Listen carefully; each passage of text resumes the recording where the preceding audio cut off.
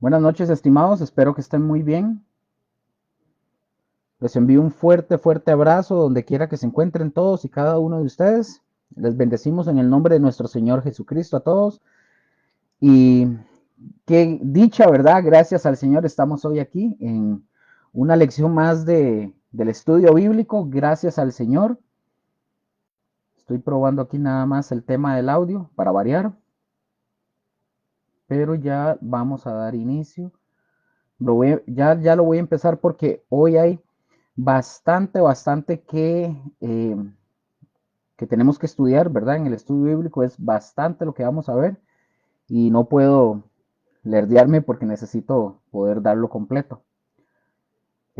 Bueno, para aquellos que se conectan, por ahí Mónica, si se conecta, por favor me puede avisar si se escucha bien.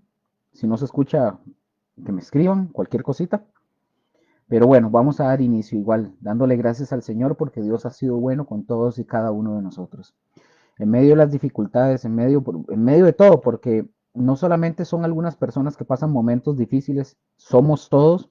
Y si no lo está pasando, pues en algún momento tendrá que pasarlo como tal, porque es parte también, las pruebas y las dificultades en la vida son parte de la vida para formar carácter, para que nuestra fe crezca y se fortalezca, entonces es necesario.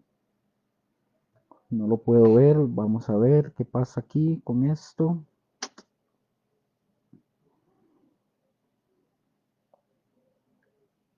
Vamos a ver.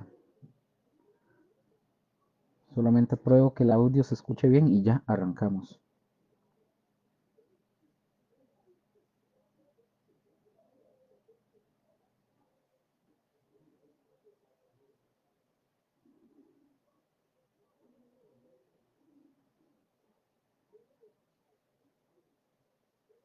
Ok, voy a dar inicio. Esperemos que se escuche bien y que se pueda entender claro todo lo que es el estudio bíblico. Bueno, damos gracias al Señor en esta noche porque tú has sido bueno con nosotros, Padre bendito. Te doy gracias por cada uno de mis hermanos, los que se conectan, los que posteriormente incluso ven tu palabra, tu enseñanza, Señor, gracias. Bendice, Señor, a aquellos que están dirigiéndose a sus casas, que van en camino, aquellos que ya están. Yo te pido por mis hermanos, Señor, para que tú los guardes, los bendigas, los prosperes, Señor, les des salud, trabajo, Señor. Tú los saques adelante, Señor, en el nombre de Jesús. Ayúdanos a nosotros a ser instrumentos, Señor, para poder decir la palabra, para decir las cosas bien conforme a como tú quieres que se diga. En el nombre de Jesús te lo pedimos. Señor, y no somos dignos de que tú nos uses, pero úsame, Señor, y usa a mis hermanos también, Señor, para llevar tu palabra, para enseñarla. En el nombre de Jesús. Amén y amén. Bueno, mis hermanos, espero que estén muy bien, como dije. Solo voy a encoger aquí un poquito esta pantalla para ver acá.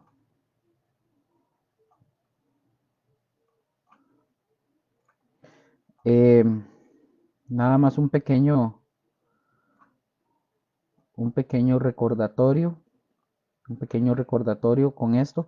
Muy probablemente, tal vez más adelante, porque esta cámara se encamota raro y de repente o me saca o se da vuelta, pero el estudio lo continúo dando. Entonces, mientras yo lo voy dando, yo voy tratando de solucionar para que se vuelva a poner. Espero que todo esté en orden. Bueno, para ver. Ok. No sé quiénes estén ahí, pero bueno, un abrazo ahí, si pueden por lo menos decir ahí quiénes están para saludarlos por lo menos. Bueno, vamos a dar inicio, ya oramos y vamos a dar inicio. La semana pasada ya habíamos terminado todo el capítulo 1 del libro del Apocalipsis y la semana pasada precisamente iniciamos ya estudiando el capítulo 2 de Apocalipsis. Ya en el capítulo 2 empezamos a estudiar la primera iglesia, que es la iglesia de Éfeso. Ya empezamos a estudiar la primera iglesia. Ya entramos con el mensaje a las 7 iglesias. Ya empezamos con Éfeso y quedamos en el capítulo 2 y quedamos en el versículo 4, que ya lo hemos visto. ¿Qué decía el versículo 4 como lo último para retomar el versículo 5? Dice el versículo 4 de capítulo 2 de Apocalipsis. Dice, pero tengo contra ti que has dejado tu primer amor. Tocamos bastante el tema con respecto a esta iglesia cuando Jesús le hace este reproche, ¿verdad? De que has dejado tu primer amor. Ya hablamos bastante de eso, entonces ya ahí no me voy a regresar. Vamos a ver ahora, vamos a continuar. Como dije, ya vimos el versículo 4, ahora vamos a retomar desde el versículo 5 en adelante hasta donde nos llegue todo este estudio del día de hoy. Entonces, mis hermanos, nuevamente tengan sus Biblias a la mano. Si ustedes están apuntando o escribiendo, que sería lo más correcto que ustedes deban hacer, escribir y apuntar para que ustedes tengan sus notas también, pues sería lo ideal. Si no, igual presten mucha atención, pero tengan sus Biblias a la mano y cualquier consulta, pregunta, nuevamente les digo, ustedes lo pueden hacer. Ahí está el número de la congregación, de los pastores, lo que ustedes necesiten saber, si o consejería o lo que sea. Ahí estamos para servirles. Entonces, dice el versículo 5 y versículo 6 del capítulo 2 de Apocalipsis. Dice, recuerda, por tanto, aquí está hablando Jesús, recuerda, por tanto, de dónde has caído, le dice a Éfeso, y arrepiéntete y haz las primeras obras, pues si no vendré pronto a ti y quitaré tu candelero de su lugar, si no te hubieres arrepentido. Versículo 6. Pero tienes esto, que aborreces las obras de los nicolaitas, las cuales yo también aborrezco. Aquí está hablando Jesús. Entonces, ahora sí, arranquemos. Vean, mis hermanos, este versículo o estos versículos son diferentes, ustedes lo notan, los tiempos verbales son diferentes en el idioma griego con el fin de enfatizar las acciones repetidas de los efesios. Primero, el mandato, pongan atención, primero, el mandato aquí es recordar que se habla en tiempo presente, como cuando dice recuerda, no dice recordaste, dice recuerda. Posteriormente, el verbo Jesús habla y dice un verbo y dice el verbo has caído. Repito lo que vengo diciendo por aquello. Recuerden que este versículo son diferentes los tiempos verbales en el griego con el fin de enfatizar las acciones repetidas de los efesios. Esa era la intención de Jesús, hacerles ver eso. Ahora, otra vez repito, el mandato aquí es recordar que se habla en tiempo presente cuando le dice recuerda. Posteriormente, el verbo que dice has caído en tiempo perfecto, este verbo en tiempo perfecto indica que ha transcurrido un tiempo considerable desde que comenzó el deterioro de esta gente de la iglesia de Éfeso, en este caso, ¿verdad? Entonces, hablando de esta iglesia. Ahora, el primer paso, mis hermanos, para la restauración de la iglesia, aquí en el caso de los efesios, es que ellos tenían que recordarse, tenían que recordar. Ellos necesitaban ¿qué? Recordar, por tanto, como dice Jesús, por tanto, ¿de dónde has caído? Entonces, Luger, ¿esto qué significa? Bueno, esto significa que recuerden lo que ellos solían ser en su amor por el Señor y en el amor que ellos profesaban unos por otros. Amén, hasta ahí, porque ya iniciamos con el versículo 5 y 6, ¿verdad? Ojo, cuando el hijo, por ejemplo, aquí voy a tocar este ejemplo, cuando el hijo pródigo, por ejemplo, estaba, si ustedes se acuerdan, el hijo pródigo cuando estaba ya en la chanchera, ¿verdad? En la que él estaba, el primer paso para la restauración de este hijo pródigo, ¿verdad? En la historia que cuenta Jesús, para el hijo pródigo fue recordar la vida que él tenía en el hogar con su padre, como lo menciona Lucas capítulo 15, versículos 17 y 19. Porque mis hermanos, este siempre es el primer paso para regresar a donde nosotros deberíamos de estar con el Señor. Es decir, si alguien está apartado, lo primero que tiene que hacer es recordar de todas las cosas buenas que el Señor ha hecho. Entonces, mis hermanos, el mandato de arrepentirse está en tiempo aoristo, o esto es, mejor dicho, esto es un tiempo verbal que expresa, mis hermanos, una acción ocurrida en el pasado, sin tener en cuenta su duración o la conclusión. Lo que aquí significa es una sola acción que debe durar una vez por todas. O sea, eso significa que ese arrepentimiento tiene que ser de una y para siempre, ya. El arrepentimiento, mis hermanos, debe venir acompañado a la decisión de trabajar con el mismo entusiasmo que los antecesores o de nuestros antecesores. Y este no es un mandamiento para sentir lástima, mis hermanos, ni para sentir algo bonito o algo feo, no. Significa cambiar la dirección para ir en sentido diferente. Entonces, esto, mis hermanos, que Jesús está hablando, es una apelación urgente para un cambio instantáneo de actitud y de conducta antes de que sea muy tarde. Aquí hablándole obviamente a los efesios, pero el mensaje también es para nosotros. Y sigue diciendo, le dice Jesús, y haz las primeras obras. Otra vez, mis hermanos, vean que en eso voy a tratar de ir un poco lento. Necesito avanzar, pero no puedo tampoco correr. De nuevo, dice, y haz las primeras obras. De nuevo, su arrepentimiento, el arrepentimiento en este caso de los efesios, debía de venir acompañado a su decisión de trabajar con el mismo entusiasmo, con el mismo empeño que sus antecesores. O sea, que los primeros creyentes que estaban en esa iglesia en Éfeso. Esto, mis hermanos, significa que ellos debían de regresar a lo básico, básicamente, a lo básico. ¿A cuáles, Luker? A las primeras cosas que hacían cuando ellos se enamoraron por primera vez de nuestro Señor Jesucristo. Esto a nosotros nos indica que hay cosas que ustedes y yo nunca, nunca deberíamos dejar de hacer por mucho que ustedes y yo crezcamos en el conocimiento. No podemos dejar de hacerlas. En la madurez, etcétera, etcétera. Ahora, y Luker, ¿y qué son las primeras obras que se le dice a esta iglesia y que hoy es para ustedes y es para mí? ¿Cuáles son? 4 puntos y van como pregunta.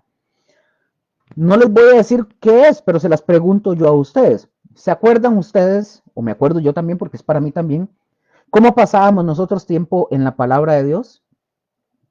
¿Se acuerdan ustedes cómo nosotros solíamos orar antes? Con más empeño, con más fervor, con más tiempo, etcétera. ¿Recuerdan el gozo que ustedes y yo teníamos al juntarnos con otros cristianos? ¿Se acuerdan ustedes, y me acuerdo yo, recuerdan lo emocionados que estábamos, por ejemplo, nosotros de contar o hablarles a otras personas acerca de Jesús? Bueno, justamente esas son las primeras obras que se le dice a estas personas de esta iglesia de Éfeso. Eso, acuérdense del tiempo que pasaban en su palabra, lo que ustedes oraban, el tiempo que pasaban en oración. Recuerden el gozo de cuando se juntaban con todos los demás cristianos y la emoción que se entiende de tener que ir a predicarle a otras personas.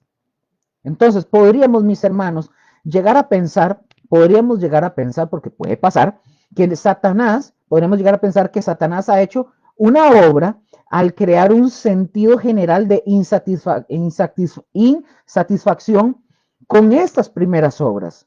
¿Por qué, Luker? Porque los cristianos correrán, ojo, pongan atención, porque los cristianos correrán detrás de casi cualquier método o cualquier programa nuevo o extraño para su propio crecimiento y su propia estabilidad. Pero mis hermanos, tristemente, nuestra corta visión, porque nosotros sabemos, a veces solamente estamos viendo lo que está enfrente de nuestra nariz, nuestra corta visión hace que ustedes y yo nos aburramos fácilmente con la emoción más genuina o más verdadera. Algunas veces incluso nosotros podemos llegar a hacer casi de todo, podemos hacer todólogos, podemos hacer un montón de cosas hacer casi de todo, a excepción de las primeras obras. ¿Cuáles, Luker? Las que acabo de mencionar anteriormente, el fervor de estar en su palabra, el fervor de orar, el fervor de estar con nuestros hermanos y el fervor de ir a predicar a la gente. Don Rafita, un abrazo, el Señor me lo continúe bendiciendo, ahí lo vi. Gloria a Dios poder tenerlo por acá. Un abrazote por aquí, por la distancia. Entonces, a eso se está refiriendo. Amén. Entonces, seguimos en el texto, versículo 5, la parte B, que dice, de Apocalipsis capítulo 2, estamos en Apocalipsis capítulo 2, ya estamos en el versículo 5 en la parte B, o en la parte 2, como quieran verlo ustedes. 5, versículo 5 dice, pues si no, vendré pronto a ti y quitaré tu candelero de su lugar, si no te hubieres arrepentido. Le está hablando a los efesios. Pongan atención, la advertencia vendré de parte de Jesús, aunque, ojo con esto, aunque se traduce como en un tiempo futuro, pongan atención, aunque dice vendré, se traduce en un tiempo futuro, pero en el original griego está en tiempo presente. No, o sea, está en tiempo presente. O sea, es decir, esto es para indicar una acción inmediata. Es una acción inmediata, no es vendré y bueno, le faltan 10 años, le falta una semana, no, ese vendré en el griego original se traduce como acción inmediata, es decir, viene de inmediato. Es decir, por eso cuando le dice, pues si no vendré a ti pronto, ese vendré viene de forma, es para decir lo que no va a venir en el futuro, es que vendré, llego ya casi. Entonces, eso es una acción inmediata. Ahora, el verbo quitaré, porque aquí dice, si no vendré pronto a ti y quitaré, ese quitaré en tiempo futuro muestra, mis hermanos, o expresa que la advertencia, pongan atención, ese quitaré, lo que Jesús nos está diciendo a nosotros es que esa advertencia no es una posibilidad, es una certeza, es algo que va a ser sí o sí en caso de que Éfeso no se arrepienta. Eso es lo que está diciendo el texto. Jesús les da la advertencia y les dice, si ustedes no se arrepienten. Entonces, ¿qué pasa si no se arrepienten? Jesús quitará su luz y su presencia de esta iglesia. Cuando su candelero de Éfeso, dicho sea de paso, ¿verdad? Sea quitado, ellos, pongan mucha atención y quiero que presten atención con esto. Si esta iglesia de Éfeso no se arrepiente, entonces ese candelero va a ser quitado. ¿Qué pasa de esa iglesia como organización? Ellos como organización podían continuar, pero ya no como una verdadera iglesia de Cristo Jesús. Y quiero que entiendan una cosa. Por favor, no me lo vayan a poner ahí ni con nombres ni apellidos. Pero hoy, ¿cuántas organizaciones, iglesias existen hoy con este tipo de condición? Se dicen ser iglesia de Cristo, pero ya Cristo quitó su luz de ellos hace mucho tiempo. Se alejó. Es decir, es una organización. Ellos creen ser iglesia de Jesucristo, pero hace muchísimo tiempo que Jesús quitó su luz de en medio de ellos. ¿Cuántas congregaciones no hay así ya? Que parecen, que creen que son de Jesús, pero ya Jesús hace mucho tiempo les dijo, chao, chao. Ya no tienen la luz de Cristo. Entonces, mis hermanos, aparentemente y al menos en un corto plazo, hablando de los efesios hicieron caso, según lo que uno logra ver, parece que los efesios hicieron caso a la advertencia de Jesús. ¿Por qué, Luker? Porque a principios del siglo II, no mucho después de que Juan escribiera, Ignacio de Antioquía, él alabó el amor y la doctrina pura de los cristianos de la iglesia de Éfeso. Y Ignacio les escribe y les dice, ustedes quienes son la iglesia más santa de los Efesios, la cual es muy famosa y celebrada por todo el mundo. Ustedes, estando llenos del Espíritu Santo, no hacen nada de acuerdo a la carne, sino todas las cosas de acuerdo al Espíritu. Ustedes están plenos en Cristo Jesús. Eso les escribió este hombre Ignacio de Antioquía a los Efesios. Entonces, de los padres, por ejemplo, perdón, no, aquí esto es otra cosa. De lo que Ignacio de lo que Ignacio escribe en esta carta, porque esta carta es la carta de Ignacio a los Efesios. Eso es de la carta de Ignacio a los Efesios. O sea, ustedes la pueden conseguir. Entonces, de lo que Ignacio, él escribe, se deduce que los efesios regresaron a su primer amor, sin comprometer la pureza doctrinal. Entonces, ellos entendieron el mensaje. Esto, mis hermanos, o eso que estoy mencionando, que ellos regresaron a su primer amor, pero no comprometieron la pureza doctrinal, sin comprometerla. Eso no siempre es un balance fácil de manejar. A veces no es fácil de manejar, pero los efesios al parecer lo mantuvieron, al menos por un tiempo. Y nosotros vemos que una década después de que Juan escribe el Apocalipsis, las revelaciones, Ignacio de Antioquía escribe una carta a la iglesia en Éfeso, como lo acabo de mencionar, en la que él está alabando a los cristianos locales por su paciente, perseverancia y su resistencia ante el engaño. También comenta que algunas personas de Siria habían pasado por Éfeso. O sea, se comenta que también unas personas habían pasado de Siria, habían pasado por Éfeso con enseñanzas malas, con malas enseñanzas, pero los efesios se negaron a escucharlas. Entonces, ¿qué hace Ignacio? Ignacio los alaba por ser de una sola mente con los apóstoles en el poder de Jesucristo. Los cristianos de Éfeso, mis hermanos, habían tomado en serio las palabras de Jesús.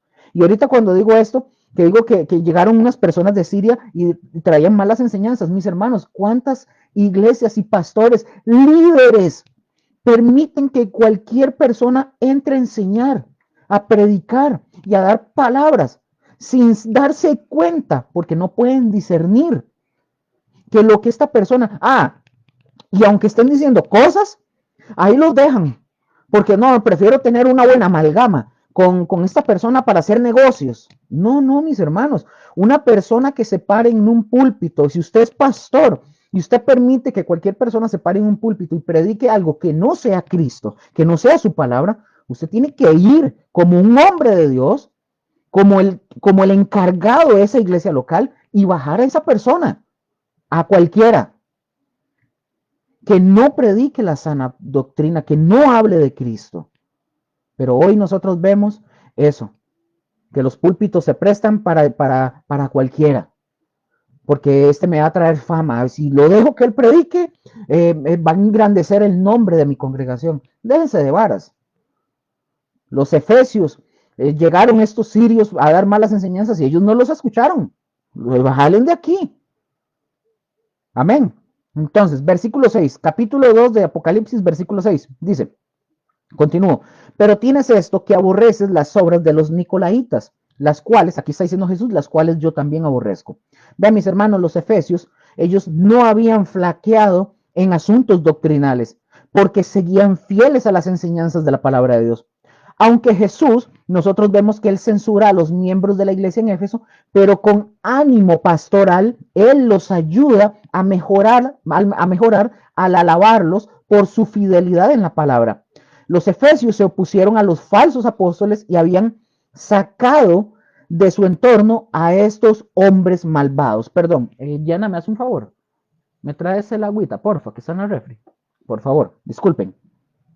Entonces, mis hermanos, ahora Jesús agrega que los creyentes en Éfeso, ellos odiaban las obras de los nicolaitas y añade que también Jesús está diciendo que él también las odia. Y presten atención, escuchen bien, presten atención aquí. El odio de Jesús va dirigido hacia las obras de los nicolaitas, no a las personas. Porque a veces la gente escucha, gracias, mi amor. A veces las personas escuchan lo que quieren escuchar. Jesús, aquí, el odio de Jesús va dirigido a las obras, no a las personas.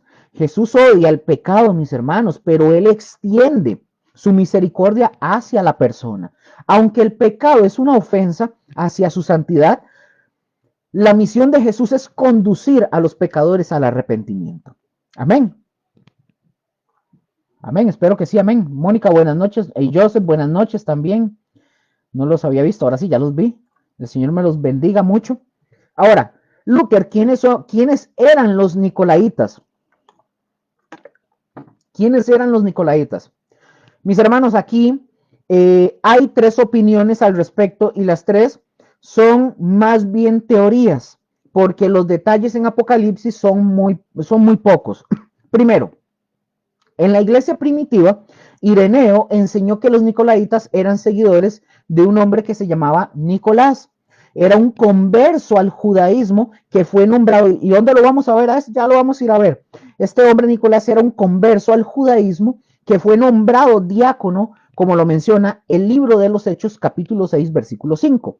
¿Qué dice Hechos 6, 5? Dice: agradó la propuesta a toda la multitud y eligieron a Esteban, varón lleno de fe y del Espíritu Santo, a Felipe, a Prócoro, a Nicanor, a Timón, a Parmenas y a Nicolás, prosélito de Antioquía. Entonces Ireneo, mis hermanos, sigue diciendo: los nicolaitas, leo textualmente lo que dice Ireneo, los nicolaitas llevaban vidas de indulgencia sin restricción. El carácter de estos hombres es plenamente señalado en Apocalipsis de Juan, porque enseñaban que es un asunto indiferente el practicar el adulterio y comer cosas sacrificadas a los ídolos. Eso está en el libro de Ireneo, que se llama Contra las herejías. Entonces, otros, mis hermanos, otro punto de vista, consideran que estas personas constituían una secta gnóstica que trató de infiltrarse en las iglesias. Hipólito era un estudiante de Ireneo y él escribiendo a principios del tercer siglo, este hombre, Hipólito, asoció a los nicolaitas con los gnósticos y él escribe y dice: sin embargo, entre los gnósticos diversidad de opiniones, está hablando Hipólito, pero Nicolás ha sido una causa de la combinación amplia y esparcida de estos hombres malvados. Él, o sea, Nicolás, salió de pongan atención, este Nicolás que habla hechos, él salió de la doctrina correcta y sin embargo tenía la costumbre de inculcar indiferencia en cuanto a la vida y la comida. Hoy eso está sucediendo con muchos hermanos, salen de la doctrina correcta para entrar en una doctrina donde ellos se sienten cómodos o donde les dicen que Jesús ahora, que usted no es salvo porque usted le dice a Jesús, Jesús, y hay que decirle Yeshua. Que usted tiene que circuncidarse y que usted tiene que guardar el sábado. Y no solo ellos, sino otro pocotón más. Otros que dicen que el Señor no es, que Jesús no es Dios, etcétera. O sea, y se van tras esas corrientes. Pero bueno, entonces, por último, mis hermanos, porque les dije que iba a dar tres opiniones, por último, otras personas afirman que los nicolaitas eran quienes seguían las enseñanzas de los falsos apóstoles y de Balaam. Esta hipótesis, mis hermanos, tiene valor, porque con el estilo típico hebreo, Juan utiliza un paralelismo para enfatizar este punto. Los falsos apóstoles trataban de apoderarse de las mentes del pueblo con sus doctrinas engañosas, y los seguidores de Balaam intentaban ganarse a las personas con engaño. Y el nombre griego, recordemos otra vez, el nombre griego para Nicolaos significa, esta palabra Nicolaos en el griego significa el que subyuga a la gente. Eso es lo que significa Nicolaos. Entonces, no San Nicolás, ¿verdad? El Polo Norte, nada que ver. Pero cuando se compara con lo que se dice acerca de los seguidores de Balaam en el verso 14 más adelante de Apocalipsis y de los nicolaitas en el versículo 6 y versículo 15, nosotros asumimos que estos engañadores pertenecen a ese mismo grupo. Pero hay que admitir algo, no se tiene certeza en cuanto a esto. Entonces, repito, yo aquí no estoy diciendo, ¿verdad? No se tiene certeza. Entonces, los nicolaitas, como todos los engañadores que llegan al cuerpo de Cristo, ellos reclaman que no están, yo no sé si ustedes han escuchado eso, que no están destruyendo el cristianismo, sino que están presentando una nueva versión mejorada y modernizada del cristianismo. ¿No han escuchado algo así parecido o no se han topado con personas que vienen con ese tipo de habladas? ¿Mm? No, eso es muy anticuado. Ahora no, el Señor nos permite esto, es que ahora ya las reglas son otras. No, mis hermanos. Entonces hay que entender todo esto. Por ejemplo, los cristianos en Pérgamo y en Tiatira, por ejemplo, ellos lucharon contra las mismas doctrinas engañosas y este estilo de vida. Pero en estas iglesias, muchos cayeron ante las seducciones de los intrusos y posteriormente ellos recibieron las palabras de reproche por no haber seguido o por no seguir a Jesús. Quien quiera, pongan atención, quienes quieran que fueran los nicolaitas, y sea lo que fuera que ellos hicieran o enseñaran, aprendemos algo sobre la opinión de Jesús. Aprendemos que el Dios de amor aborrece el pecado y que Él quiere que su pueblo también aborrezca el pecado. Así es sencillo. Amén. Hasta aquí, por favor, escríbame. ¿Vamos bien? ¿Vamos claros? Tengo mucho material para hoy. Necesito avanzar, pero vamos claros con todo. Vamos comprendiendo. Para continuar, por ahí me lo pueden escribir. Apocalipsis capítulo 2, versículo 7. Dice, el que tiene oído, oiga lo que el Espíritu dice a las iglesias. Al que venciere le daré de comer del árbol de la vida, el cual está en medio del paraíso de Dios. El que tiene, ¿qué? Oído. Entonces, pongan atención. Esto califica a todos, o al menos a todos los que escuchen. A todos, o por lo menos a los que escuchen. Esta carta, mis hermanos, no fue escrita solamente a la iglesia de Éfeso, o sea, de la época del apóstol Juan. Está escrita para nosotros hoy y para los cristianos a través de los siglos. Si el Señor no ha venido y nos morimos nosotros, nos vamos con Él y se sigue predicando el Evangelio, para las siguientes generaciones este mensaje va a ser igual para ellos. Entonces, como dije, está escrita para nosotros y para los cristianos a través de los siglos. La fórmula o esta palabra que dice, o la frase, el que tiene oídos, que tiene oído, oiga, esta palabra o esta frase salió de la boca de Jesús durante, ¿se acuerdan? Durante su ministerio terrenal.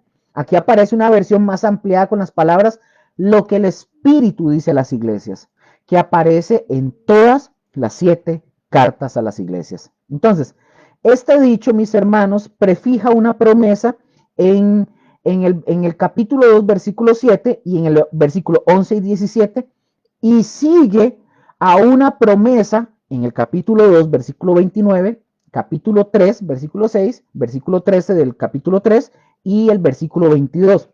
Entonces, la primera parte, pongan atención, la primera parte de la frase es una expresión propia que se refiere a la capacidad de una persona para oír con atención y obediencia a las palabras del Espíritu Santo. Entonces, debemos comprender que no fueron escritos, pongan atención, tenemos que entender que no fueron escritos 7 libros, sino un libro que contenía estas 7 cartas, de la cual cada iglesia o la iglesia en sus múltiples periodos pudiera aprender acerca de lo que a nosotros nos interesa. Amén. Amén. Amén. Creo que sí, amén. Vamos a ver para quitar esto de acá. Entonces, vamos, espero que vayamos bien para poder avanzar. Versículo 7, parte B, en su segunda parte, dice, al que venciere, le daré de comer del árbol de la vida, el cual está en medio del paraíso de Dios. Me detengo. Al que venciere. Esta frase, mis hermanos, al que venciere, una palabra clave es la palabra o la expresión triunfe, triunfe que es del latín, triunfe, y que en griego está en un verbo presente. Cuando dice el que venciere, viene del latín que es triunfe. En el griego está en verbo presente, que significa, o diría, el que está triunfando o triunfando victoriosamente, es lo que quiere decir al que venciere. No es un tiempo pasado, mis hermanos, o perfecto, como una acción ya finalizada, no, sino es una acción actual y continua. No sé si me doy a entender. Repito, esta frase, al que venciere, en el verbo presente, es al que está triunfando o triunfando victoriosamente. Y repito, no es en tiempo pasado o perfecto, como una acción ya terminada, finalizada. No, es una acción actual y continua. Es continuo, ese triunfo al que venciere es continuo. Es decir, el conflicto o el pleito y las pruebas de la vida presente en el mundo y en las iglesias, quiero decir que no son definitivas. Generalmente, por ejemplo, nosotros como seres humanos, nosotros generalmente pensamos en vencer, pero en términos trágicos, como por ejemplo en vencer el pecado o guerras espirituales. Pero aquí Jesús, al parecer, aquí está hablando de vencer la frialdad de los corazones marcados por haberse alejado de su primer amor. Está hablando a los efesios, recordemos. Eso es lo que él, al parecer, es lo que les está enmarcándoles a ellos en ese caso. Dice, al que venciere, le daré de comer del árbol de la vida, el cual está en medio del paraíso de Dios. Entonces, aquí, mis hermanos, vean qué bonito, porque aquí Jesús promete al que triunfe, al victorioso, darle el derecho de comer del árbol de la vida. Al referirse Jesús al árbol de la vida, ¿qué hace Jesús? Nos regresa al comienzo de la historia humana. ¿A dónde? Al Génesis. Recordemos que después de que Adán y Eva ellos pecan, Dios expulsa del jardín a Adán y Eva y los colocó, y colocó Dios un ángel, dice que con una espada encendida que custodiaba es el árbol de la vida. Al custodiar este árbol, Dios estaba impidiendo que nuestros antepasados comieran del fruto del árbol de la vida y que con esto ellos vivieran eternamente en el estado sin redención en el que existen los ángeles caídos, que no tienen redención. Entonces, la redención de su pueblo que Jesús completa en la consumación incluye la promesa de que todo aquel que triunfe comerá del árbol de la vida. ¿En dónde? En el paraíso. Lo dice la misma escritura, lo acabamos de leer. Y pongan atención, este árbol simboliza la vida eterna. Y por otro lado, y quiero aquí decirles algo, yo creo firmemente que este árbol también simboliza a nuestro Señor Jesucristo. Por ejemplo, un hombre de Dios que se llamó, ustedes lo tienen que conocer, por lo menos los que lo conocen o que lo han leído o algo, es Charles Spurgeon, el príncipe de los predicadores, se le conocía, del siglo XIX. Una vez, Charles Spurgeon llevó la analogía predicando cómo era predicando de que Jesús como el árbol de la vida. Él predicó de Jesús como Jesús, el árbol de la vida. Entonces, mis hermanos, el árbol de la vida no es solamente una imagen en la Biblia, no solamente representa la inmortalidad, el árbol de la vida es una promesa, nos recuerda que un día Dios va a arreglar todas las cosas y las naciones quebrantadas a lo largo de la historia van a encontrar sanidad. Gloria a Dios por eso, de verdad. Vamos bien ahí todos, estamos aquí, no ha venido el Señor, no se los ha llevado, ¿verdad? El rapto ni nada, ¿verdad? Bueno, continúo y dice, al que venciere le daré de comer del árbol de la vida, el cual está en medio del paraíso de Dios. Ahora, pongan atención, el término griego para paraíso se encuentra solo 3 veces en la escritura. ¿Dónde, Luker? Lucas 23, Lucas 23, versículo 43, segunda de Corintios 12, versículo 4, y Apocalipsis, capítulo 2, versículo 7.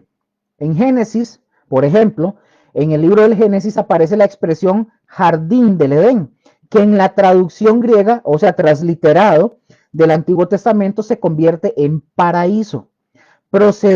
Esta palabra es procedente del persa antiguo. Esta palabra, ¿qué es lo que hace o qué describe? ¿Qué nos dice esta palabra? Esta palabra lo que describe es un parque amurallado como un lugar de felicidad y que expresa los parques, o sea, expresa, da la ilustración es de los parques de los reyes y príncipes persas. En el Antiguo Testamento, por ejemplo, sugiere un lugar deleitoso, que no está dañado por el pecado. Se encuentra, por ejemplo, al principio, el jardín, esta idea se encuentra desde el principio hasta el fin de la escritura, o sea, desde Génesis hasta Apocalipsis. La palabra lo que describe la vida feliz que van a tener los creyentes con Cristo en un cielo nuevo y una nueva tierra. Entonces, el paraíso de Dios es el parecido al jardín de Edén que Dios creó para Adán y Eva, aunque también muy diferente del mismo jardín del Edén. Pero donde, pongan atención, pero donde Dios está, ese es el paraíso. Amén. Donde Dios está, y quiero decirles algo, donde Dios está, si usted vive con el Señor y el Señor vive con usted, usted está en el paraíso. Hay gente que dice, ay, es que este mundo es terrible. Sí, el mundo es terrible, pero yo quiero irme ya para vivir allá en el paraíso, en el gozo del Señor. Si usted no aprende a vivir el paraíso aquí y ahora, hoy, en este momento, en esta vida tan cruel de ver tantas cosas, porque el paraíso se tiene que vivir aquí. El paraíso se empieza a vivir aquí. Allá vamos ya a consumarlo y a vivirlo ya a plenitud. Pero si usted no vive ese paraíso, porque dice, donde Dios está, ahí está el paraíso. Si usted está con Dios, usted ya tiene el paraíso en sí. Pero lo vamos a gozar a plenitud cuando estemos allá con Él. Amén. No sé si me di a entender. Entonces, acá mis hermanos, acá terminamos con esta iglesia de Éfeso. Vamos aquí, ya espero haberme dado a entender lo máximo posible con este tema de la iglesia de Éfeso. No estamos dándole tantísima profundidad porque si no vamos a tardar 4 años y no es la idea. Pero no es problema, pero la idea es poder ser concretos también, darle una buena enseñanza, bastante sólida, pero tampoco quedarnos ahí dándole muchas vueltas al asunto. Entonces, aquí terminamos con la iglesia de Éfeso. Vamos ahora a conocer a la iglesia de Esmirna. ¿Quieren viajar conmigo en la máquina del tiempo para ir a conocer la iglesia de Esmirna? Vámonos todos juntos, de la mano. Toquen ahí el botón. Ustedes tienen un control del televisor ahí. Ponen retroceder. Ahí a 2000 años atrás. Vamos a la iglesia de Esmirna. Apocalipsis capítulo 2 versículo 8. De una vez. Vamos a leer. Voy a leer del 8 al 9. Dice. Y escribe al ángel de la iglesia en Esmirna, el primero y el postrero, el que estuvo muerto y vivió, dice esto, hablando de Jesús. Yo conozco tus obras y tu tribulación y tu pobreza. Y entre paréntesis le pone, pero tú eres rico.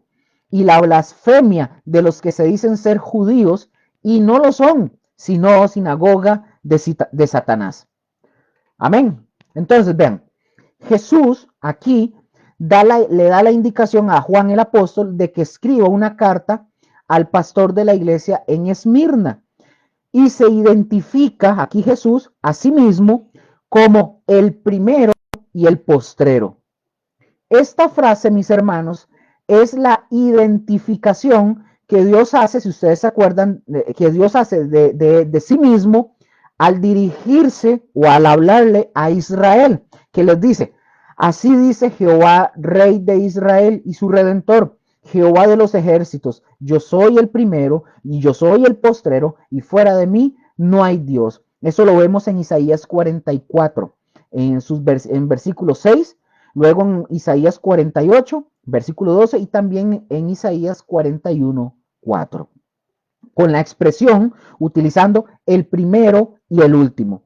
Aquí Jesús también define su divinidad como igual en poder y autoridad a la del Padre. Ahora, vamos a conocer el carácter de la ciudad de Esmirna. Aquí vamos a ver un poco de historia con respecto a Esmirna. Esmirna, mis hermanos, es la actual Izmir en Turquía. Esmirna es la actual Izmir en Turquía. Izmir es I-Z-M-I-R, Izmir en Turquía. Esmirna, mis hermanos, era una ciudad grande, era hermosa y era orgullosa. Era un centro cultural y de aprendizaje. Esmirna, mis hermanos, era una ciudad excelentemente hermosa y también se dice que ella reclamaba ser la gloria de Asia. Esmirna también era una ciudad rica, o sea, tenía plata. Esmirna también era una ciudad de gran, era una ciudad comercial, una gran ciudad comercial. Esmirna también era una ciudad próspera al final, por ejemplo, era próspera al final de una carretera principal que atravesaba las tierras fértiles al final del camino que servía al valle del río Hermo. Hermus aparece, pero aquí también se le puede decir Hermo porque es más sencillo. Hermo con H. Y todo el comercio de ese valle fluía a sus mercados y ella se encontraba salida a través de su puerto. Esmirna tenía un mercado, mis hermanos, especialmente que era rico en vinos. Esmirna también era similar a Éfeso, era una ciudad rica y de grandeza comercial. Vean que voy haciéndolo lento para que podamos aprender todos, ¿verdad? Para no tener que ir muy rápido y que me digan, no le entendí o algo por aquello. Ahora, Esmirna, en lo político, la ciudad estaba a favor de los romanos, de los que se convirtió en fiel aliada a Roma. En el año 195 a.C., Esmirna construyó un templo que estaba dedicado a la diosa Dea Roma, Dea Roma. En el año 26 después de Cristo, Esmirna dedicó un templo al emperador Tiberio y presumió, no solamente lo dedicó, sino que lo presumió ser la primera en rendir culto al emperador. Los escritores antiguos, mis hermanos, alababan a Esmirna por considerarla la ciudad más hermosa en cuanto a edificios, templos a Zeus y a Cibeles. Y el trazado, por ejemplo, también de sus calles. Esmirna también era conocida como la corona de Esmirna. El nombre, ojo, el nombre de Esmirna procedía de los edificios de la ciudad. Su aspecto simétrico se comparó con una corona, es lo que se dice, ¿verdad? También sabemos que era una ciudad profundamente comprometida con la idolatría. Ellos adoraban al emperador romano. Entonces, en una famosa calle, ¿verdad? En Esmirna se le llamaba a esta calle la calle de oro, donde había magníficos, dice la historia, que había magníficos templos para Cibeles, Apolo, Esculapio, Afrodita, y había un gran templo para Zeus. Pero la adoración de aquellos dioses paganos ya estaba muriendo, dice la historia. ¿Por qué estaba muriendo, Luker? El verdadero enfoque estaba ahora en la adoración al emperador romano. Entonces, estas deidades se les empezó a bajar la adoración. El emperador romano, Domiciano, fue el primero en demandar adoración bajo el título de Señor de las personas del Imperio Romano, como una prueba de su lealtad pública. Y por la historia de la iglesia primitiva, bajo el reinado, eso lo conocemos por la historia, ¿verdad? No es que viene en la Biblia, ¿verdad? Por aquello. Entonces, es por la historia de la iglesia primitiva que bajo el imperio, que bajo el reinado de Domiciano, nosotros sabemos que Juan fue arrestado y fue enviado y fue desterrado a la isla de Patmos, eso ya lo sabemos, en donde él recibe la visión del Apocalipsis. Entonces, la adoración al emperador había ya empezado como una demostración espontánea de gratitud hacia Roma. Pero al final o a finales del primer siglo, en los días de Domiciano, el paso final fue dado a la adoración al César y se convirtió en obligación de adorar obligatoriamente al César. Y una vez al año, mis hermanos, el ciudadano romano tenía que quemar una pizca de incienso en el altar a la divinidad de César. Y una vez hecho esto, a la persona, o sea, el ciudadano en Esmirna, sí, estamos en Esmirna, ¿verdad? Sí. Perdón, porque ya quedé así como claveado. Sí, estamos en Esmirna. Yo iba a decir otra, pero no, estamos en Esmirna. Entonces, cuando eh, la persona hacía eso, que iba y le ofrecía adoración al César, una vez que daba esta adoración, esta pizca de incienso, a la persona, al ciudadano en Esmirna, se le daba un certificado de garantía de que ya había practicado su obligación religiosa. Entonces, aquí viene el tema interesante. Todo lo que los cristianos tenían que hacer era quemar una pizca de incienso pequeñito y decir, César es Señor. Eso era todo lo que tenían que hacer los cristianos. Y recibir un certificado y tan tranquilamente irse para adorar como ellos quisieran. Pero eso era precisamente lo que los cristianos nunca iban a hacer y lo que ustedes y yo nunca debemos hacer. Nunca. A ningún hombre le darían el título, los cristianos de esa época, a ningún hombre le iban a dar el título de Señor. Ese nombre ellos lo guardaban solamente y exclusivamente para Cristo Jesús y para Él solamente. Y ni siquiera lo iban a hacer de manera así como formalmente para el César. No. La palabra mirra, por ejemplo, para continuar, la palabra mirra, que en griego es esmurna, del Strong 4666, es de donde procede el nombre de Esmirna. Y en el Nuevo Testamento, por ejemplo, uno de los presentes preciosos que cuando vinieron los magos de Oriente, fueron los que le ofrecieron a Jesús, ¿se acuerdan? Que era mirra. Entonces, y también la mirra fue como ingrediente cuando embalsamaron, para embalsamar a Jesús, que Nicodemo utilizó para enterrar a Jesús. ¿Se acuerdan de eso? Entonces, creo, hasta aquí, vamos bien. No sé, por ahí que me diga alguien, por favor, vamos claros, vamos bien, espero que sí. Bueno, continúo. Capítulo 2, versículo 8 en la parte B. Y dice, el que estuvo muerto y vivió, dice esto. Entonces, ojo con esto, me detengo acá. Jesús eligió este título en su aparición inicial a Juan. Lo vimos en Apocalipsis capítulo 1, versículo 11 y el 1, versículo 17, para hablar de su carácter eterno, el primero y el postrero. Es decir, son títulos que le pertenecen solamente al Señor, solamente al Señor, a Jehová, a Yahvé, como sea, a Él le pertenecen. De acuerdo, por ejemplo, esta idea, de acuerdo también con Isaías 41, versículo 4, y también Isaías 44, 6 y 48, 12. El que estuvo muerto y vivió, dice esto. Aquí Jesús, mis hermanos, eligió este título de su aparición inicial a Juan para recordarles a los cristianos de Esmirna que ellos servían al Señor resucitado, victorioso sobre la muerte. La muerte, mis hermanos, no pudo contener ni detener a Jesús y no puede detener tampoco a su pueblo ni a su iglesia. Amén. Versículo 9. Vamos avanzando.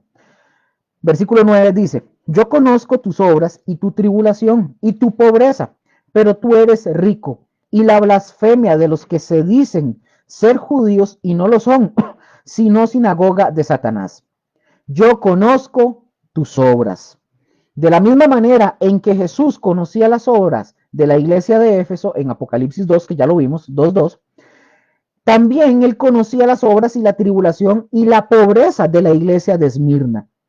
Él, o sea, Jesús, conocía estas tribulaciones, pero en el sentido de que Jesús observaba lo que sucedía, en el sentido de que Jesús sabía por experiencia personal lo que es una tribulación. O sea, Jesús sabe lo que es una tribulación. Jesús se dirige, mis hermanos, al creyente individual utilizando el pronombre posesivo en singular tú. Es decir, él está plenamente consciente de la tribulación y de la pobreza que tiene que soportar cada uno de los cristianos en Esmirna por el nombre de Cristo. Igual, y eso aplica para ustedes y para mí. Ahora, la palabra tribulación de hecho significa vivir bajo opresión y en situaciones de estrechez. También una cosa, ya por ejemplo, en este caso, vea lo que estoy mencionando. La palabra tribulación significa vivir bajo opresión y situaciones de estrechez. Entonces, esto, una cosa lleva a la otra. Por ejemplo, la opresión, mis hermanos, conduce a la pobreza cuando no se dispone, por ejemplo, de trabajo ni de recursos por razón del testimonio de Cristo. No es que usted va a padecer de gratis. Si usted dice ser cristiano y no lo es y está padeciendo tribulación, pues la está padeciendo de gratis. Así de sencillo. Porque aquí dice, o sea, una cosa nos lleva a la otra. La opresión conduce a la pobreza, evidentemente. Cuando no se dispone de trabajo ni de recursos. ¿Pero por qué, Luker? Por razón del testimonio de que uno da de Cristo, por el testimonio que ustedes y yo tenemos que dar de Cristo. Entonces, en este caso de Esmirna, los creyentes ahí en Esmirna, quizás ellos sufrieron con la confiscación, por ejemplo, de sus bienes terrenales, casas, eh, comida, no sé, animales. Porque la palabra pobreza, mis hermanos, es la traducción del griego tokeia, con una P al principio, como decir psicología, que viene con una P al principio, pero es P-T-O-Q-U-E-I-A, tokeia, del Strong 4432. Esta, mis hermanos, se refiere a la pobreza vil, del mendigo, ¿verdad? Vil, baja. De acuerdo a la historia, mis hermanos, ojo, de acuerdo a la historia, Esmirna era una ciudad muy próspera, pero los cristianos que estaban allí en Esmirna eran pobres. Y como nosotros vimos la palabra ya pobreza, era la palabra para designar, la palabra pobreza era para designar a un pobre menesteroso, a un necesitado, a lo más bajo. Es decir, eran más que pobres. No es que eran pobres, eran lo más bajo que había en calidad de pobreza. Entonces, por lo cual los cristianos en Esmirna, ellos sí conocían la pobreza porque eran asaltados y despedidos de sus trabajos a causa de la persecución que ellos sufrían por el Evangelio. Y de los cristianos primitivos también se dice.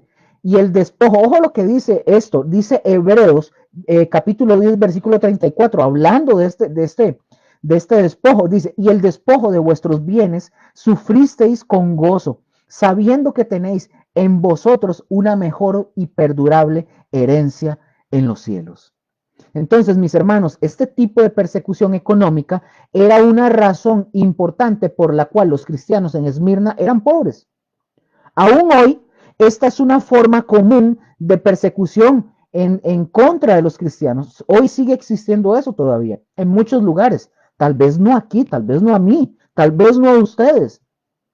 Pero hay muchas personas que sí padecen esta persecución, pierden sus trabajos.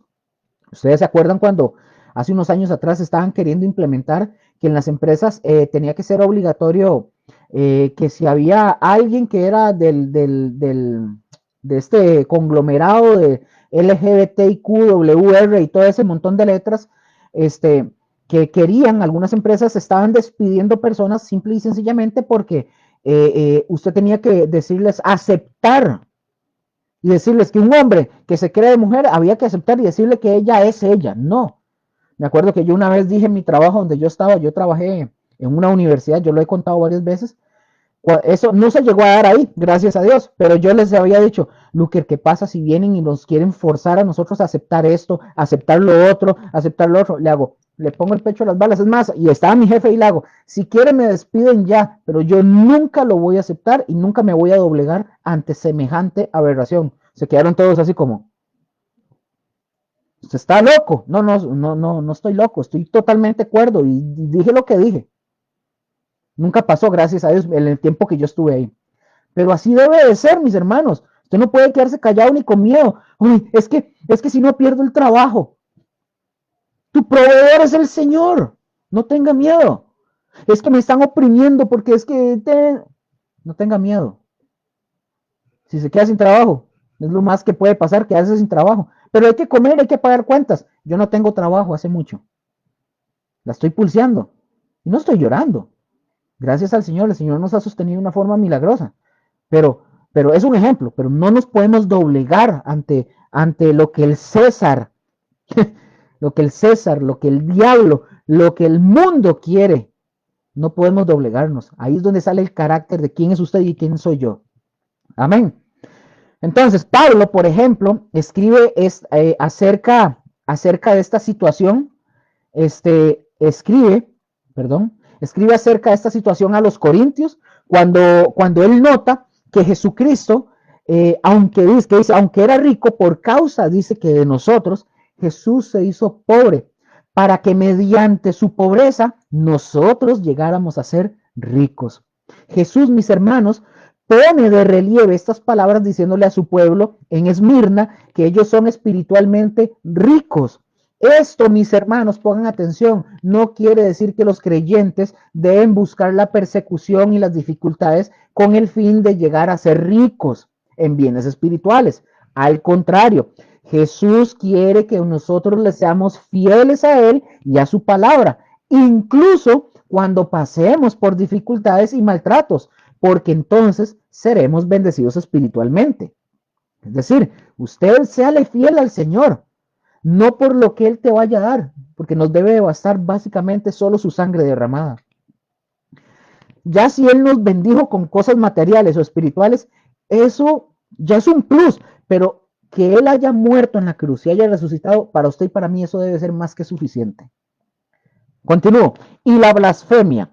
Entonces, mis hermanos, Jesús conocía el abuso que estos cristianos tenían que soportar en las manos de los hombres religiosos, de los que dicen ser judíos y no lo son. Históricamente, mis hermanos, vean, históricamente se nos dice que había una gran y hostil comunidad de judíos en Esmirna.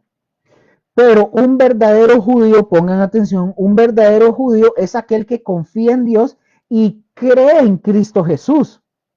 Los otros podían ser judíos étnicos, los cuales aún tienen su lugar delante de Dios, pero no son judíos espirituales delante de Dios. Jesús se refirió a la blasfemia. ¿Ustedes se acuerdan? Jesús se refirió, por ejemplo, a la blasfemia en contra de suya y del Espíritu Santo en el contexto de echar un demonio de una persona que era ciega y muda. ¿Se acuerdan? En Mateo capítulo 12, versículo 22 al 32. Además de esto, recordemos que a los judíos, recuerden esto, que a los judíos se le confiaron a los judíos las palabras mismas de Dios.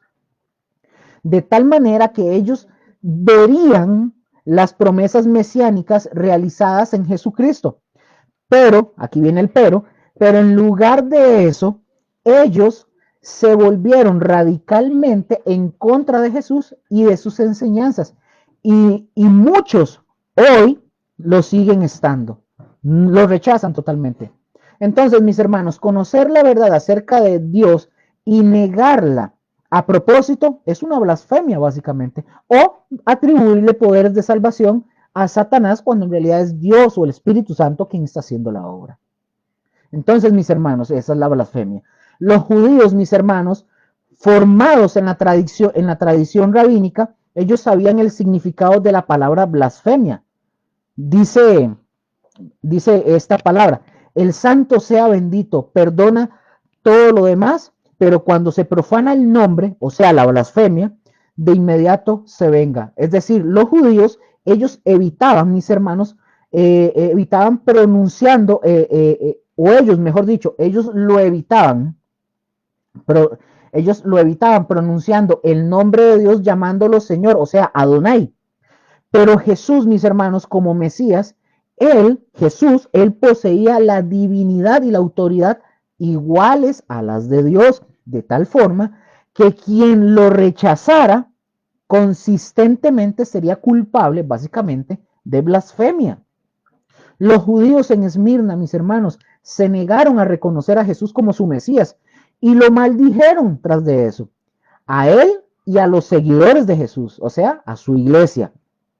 Entonces, mis hermanos, Jesús ya no siguió llamando judíos a estas personas, es decir, hijos espirituales de Abraham. Ahora, en lugar de eso, se llamaba a los cristianos hijos e hijas de Abraham. Y los judíos que rechazaban a Jesús se les consideraba como asociados con el diablo. Amén, hasta acá. Recordemos que cuando la palabra menciona hijo de, o hijos, o hijo de, eso es un hebraísmo, un modismo, que se le llama el hebraísmo o el lenguaje de filiación, para decir que estas personas, cuando se habla, se dice que es hijo de, lo que está diciendo es que tiene las características de, no que literalmente son hijos del, ni del diablo, y que literalmente no son hijos de Abraham, sino que son las características de que tienen las cualidades y características de lo que profesan, pues, por así decirlo. Amén. Bueno, dice, y la blasfemia de los que se dicen ser judíos y no lo son, sino sinagoga de Satanás. Los romanos, mis hermanos, habían autorizado a los judíos en Israel en la dispersión de separación de las prácticas religiosas romanas. Los romanos les habían concedido a los judíos el derecho de observar su propia religión, que era conocida como una religión lícita o religión permitida. Recordemos esto, cuando comenzó el cristianismo en Pentecostés, allá en Hechos, capítulo 2, versículo 1, los cristianos se sintieron seguros o tuvieron seguridad bajo esta protección romana otorgada a los judíos. ¿Hasta cuándo, Luker? Hasta la destrucción del templo en el año 70 después de Cristo. A partir de ese entonces, mis hermanos, los judíos estuvieron entre los primeros en acusar a los cristianos ante los romanos.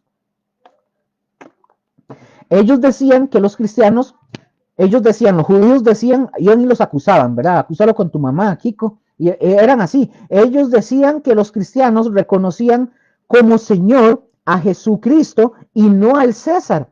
Y en consecuencia de esto, los cristianos no pudieron seguir disfrutando de la protección civil de Roma, sino más bien que fueron desacreditados y perseguidos, y con frecuencia eran condenados a muerte. Ya eso lo conocemos en la historia. Los judíos, mis hermanos, que falsamente acusaban a los seguidores de Cristo y a propósito los oprimían, eran de hecho agentes de Satanás. Básicamente se convirtieron en los policías de Satanás, que se habían convertido en el dueño. Ellos se habían convertido en los dueños de la sinagoga. Esto, quiero aclarar, esto no quiere decir que todos los judíos rechazaron a Jesús y que Satanás se hubiera apoderado de todas las sinagogas. No, no estoy diciendo eso. En la provincia de Asia, Jesús, por ejemplo, Jesús describió Esmirna y describió a Filadelfia como lugares donde Satanás provocaba en las sinagogas locales a la blasfemia y a la mentira. También, mis hermanos, en estas dos ciudades habían iglesias a las que Jesús alabó sin pronunciar ninguna palabra de reproche o de corrección, o algo que estas iglesias tuvieran que decir como cambie esto, arrepiéntase. No, no tuvieron reproche. En verdad que los lugares más oscuros, que esto es impresionante, los lugares más oscuros es donde la luz resplandece con más brillo. Es interesante, eso a mí me llama poderosamente la atención. Entonces, mis hermanos, nosotros vimos que Jesús habló de su tribulación, de Esmirna, de su pobreza, las blasfemias que se decían en contra de Esmirna. También vimos la frase su pobreza, y entre paréntesis, vamos a ver esto, que Jesús también les dice, pero tú eres rico. Y antes de seguir con todo lo demás, vamos a ver esta palabra rico. Ahora, cualquier circunstancia externa dice que el cristiano en Esmirna, pongan atención, cualquier circunstancia externa decía o nos mostraba que el cristiano en Esmirna era pobre materialmente. Sí, era y aún destituido, así como estaba la iglesia. Así estaba la iglesia, mis hermanos. Pero recordemos que por causa de la tribulación, ellos habían perdido, recordemos, casas, sus bienes, animales, familiares, etcétera. Todo lo perdieron, lo habían perdido todo. Pero Jesús, mis hermanos, no observó a la iglesia a través de las circunstancias para ver que ellos en verdad eran ricos. Un hombre, por ejemplo, dijo sobre Esmirna, esto es un comentarista que dijo sobre Esmirna, dulce fragancia Esmirna, el más pobre, pero el más puro de los 7, o sea, de las 7 iglesias. Es decir, la iglesia de Esmirna, de las 7 iglesias que se mencionan, era la más pura. Y eso es lo que Jesús estaba alabándole o alabando de esta iglesia. Ese era el pensamiento de Jesús de esta iglesia. Eres rico.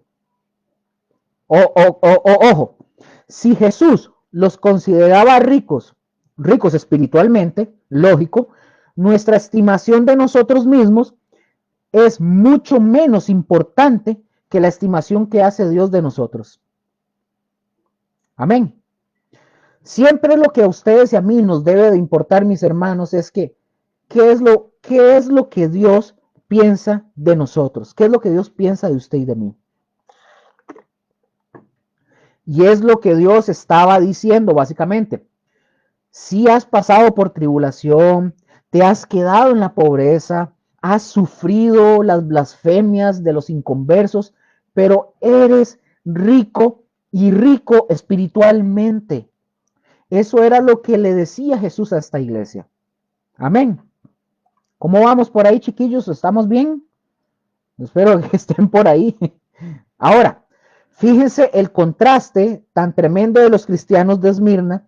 Jesús dice que eran ricos, pero los cristianos que estaban en la iglesia, por ejemplo, en contraste con la iglesia de la Odisea, ellos pensaban en la iglesia de la Odisea que eran ricos, pero en realidad eran pobres espiritualmente. Y solamente ahorita se lo estoy mencionando nada más como en contraste. La Odisea era una iglesia rica, pero pobre. Y sin embargo, Esmirna era una iglesia pobre, pero rica. Y el contraste entonces, mis hermanos, en la pobreza material y la riqueza espiritual de los cristianos en Esmirna, nos debe recordar a ustedes y a mí, mis hermanos, nos debe recordar que no hay nada inseparable espiritual en cuanto a ser rico. Y tampoco no hay nada inherente espiritual en cuanto a ser pobre. Las riquezas materiales muchas veces son un obstáculo para el reino de Dios, un obstáculo al cual algunos no logran vencer, algunos, no todos. Pero eso, por eso Jesús nos dio este mensaje en Mateo, por ejemplo, que dice en Mateo capítulo 6, versículo 19 al 21, donde dice, no os hagáis tesoros en la tierra, donde la polilla y el orín corrompen, y donde ladrones minan y hurtan, sino haceos tesoros en el cielo. ¿Dónde tenemos que hacernos nosotros tesoros? Es decir, en el cielo, ¿verdad? Es decir, nuestro afán debe de estar en eso, centrados en hacer tesoros. ¿En dónde? En el cielo, donde ni la polilla ni el orín corrompen y donde los ladrones no minan ni hurtan. Por ejemplo, yo he visto videos, ustedes también, yo supongo, donde ustedes ven ladrones que se ven así, asomándose por las ventanas, vigilando las casas, en los portones y todo eso, para poder robarnos a nosotros lo material. Pero mis hermanos, así son las cosas aquí en la tierra, en este mundo. Los ladrones minan, los ladrones hurtan, pero lo que ustedes y yo hagamos en el cielo, mis hermanos, nadie, absolutamente nadie nos los va a poder robar. Nadie. Gloria a Dios por eso, nadie. Por lo tanto, mis hermanos, no hay nada de malo en tener dinero, ser rico, no hay nada de malo en eso. El problema es que el dinero nos tiene a nosotros muchas veces atrapados muy fácilmente. Y eso es lo que no debe de ser o de pasar con nosotros si somos creyentes.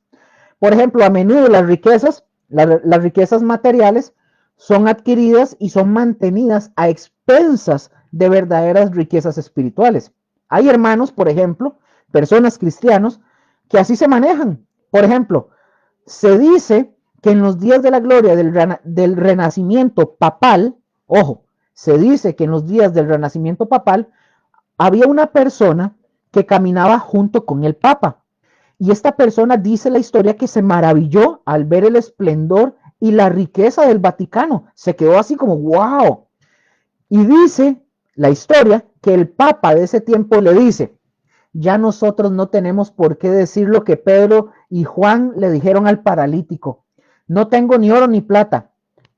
Eso le dijo el Papa. Ahora, Este hombre que estaba con el Papa le responde y le dice, pero tampoco podemos decir levántate y anda. Mis hermanos, la iglesia de Esmirna también era rica, pero ¿saben en qué era rica la iglesia de Esmirna?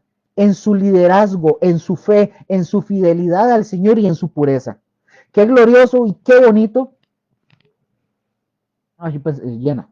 Qué glorioso y qué bonito sería que las iglesias de Jesucristo fuéramos ricos en liderazgo y tener pastores que realmente sean conformes al corazón de Dios. De verdad que sí. Uno de los pastores, por ejemplo, de esta iglesia, igual está en la historia, se llamó Policarpo, Policarpo de Esmirna. A él, por ejemplo, ya nosotros lo vimos en el curso de la historia de la iglesia, está en el canal de YouTube, ahí es la historia de la iglesia. Este Policarpo, mis hermanos, fue un gran hombre de Dios, un pastor, un gran defensor del evangelio, un apologeta cristiano.